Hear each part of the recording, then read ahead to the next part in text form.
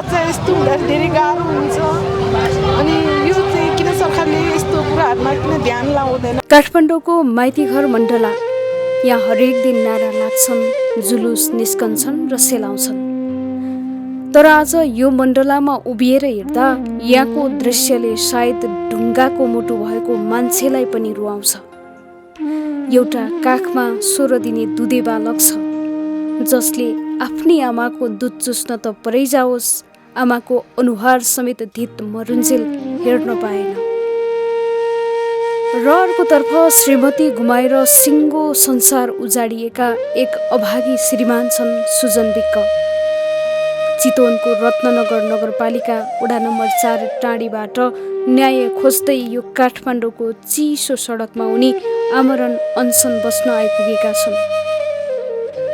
चितवनको रत्ननगर बकुलहर अस्पताल र त्यहाँका चिकित्सकहरूको चरम लापरवाहीको कारण आफ्नी प्राणप्रिय श्रीमती अस्मिता तामाङ विक्कलाई गुमाउनु परेको पीडा छ यो परिवारभित्र।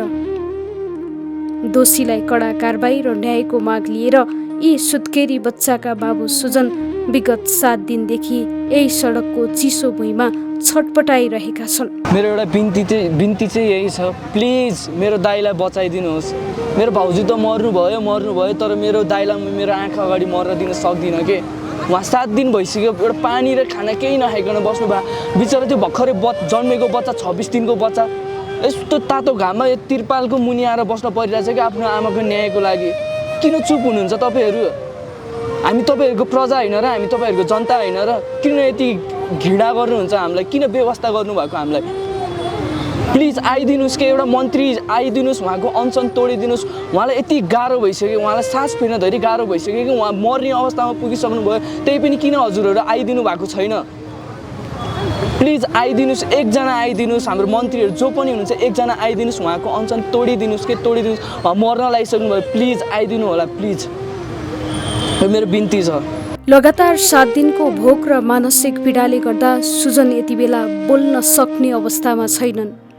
हातमा क्यान्डुला सिउरिएको यो कारुणिक दृश्यले यहाँ देख्ने र सुन्ने हरेक नेपालीको मन चिसो बनाएको छ। आज हामी यहाँको कारुणिक अवस्था र यो देशको लाचार अनि मरेको प्रणालीलाई सुन्न र सुनाउन यहाँ आएका छौँ। अस्पतालको लापरवाहीले आमा त खोस्यो नै, तर विडम्बना आज अस्मिताको न्यायको लागि यो 16 दिने शिशु दिउँसोको चर्को घाम, क्षणभरमै पर्ने मुसलधारे वर्षा अनि पालमै उडाउला जस्तो गर्ने हावा, धुलो र धुवाँको सामना गरिरहेको छ।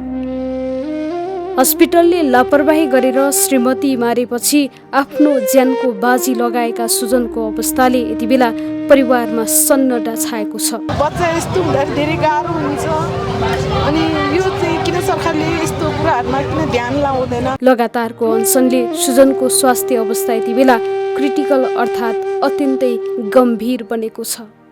रत्ननगर बकुलहर अस्पतालको त्यो एउटा गल्ती वा लापरवाहीले सुजनको सिङ्गो संसार उजाडिदियो।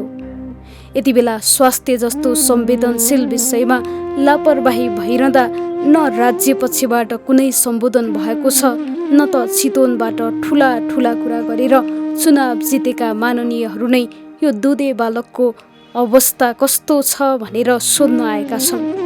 राष्ट्रिय स्वतन्त्र पार्टी सभापति रवि लामिछाने स्वयं चितवनबाटै जितेर सदनमा पुगेका हुन्।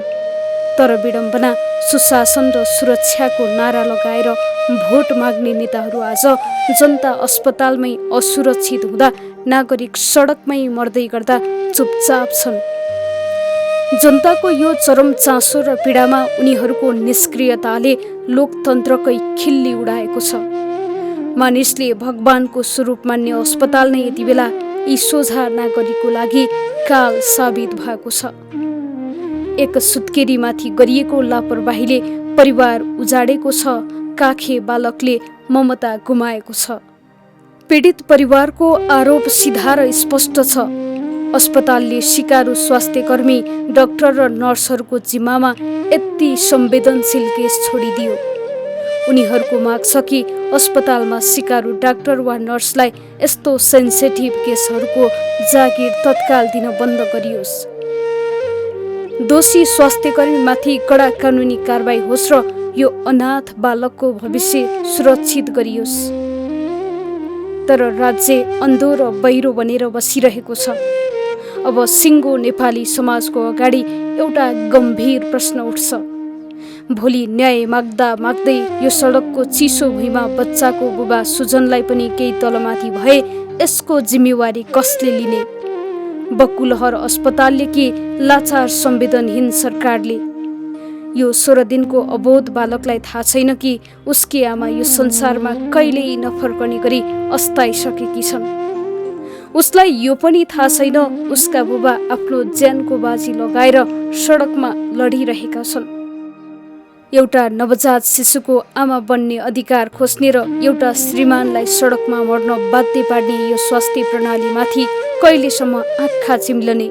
यो कारुणिक दृश्यले सिंहदरबारको बन्द कोठामा बस्ने शासकहरूको मुटु पग्लिला त? 16 दिने यो अबोध बालकले न्याय कहिले पाउलान्? यो प्रश्न चौतर्फी घेरामा फैलिएको छ।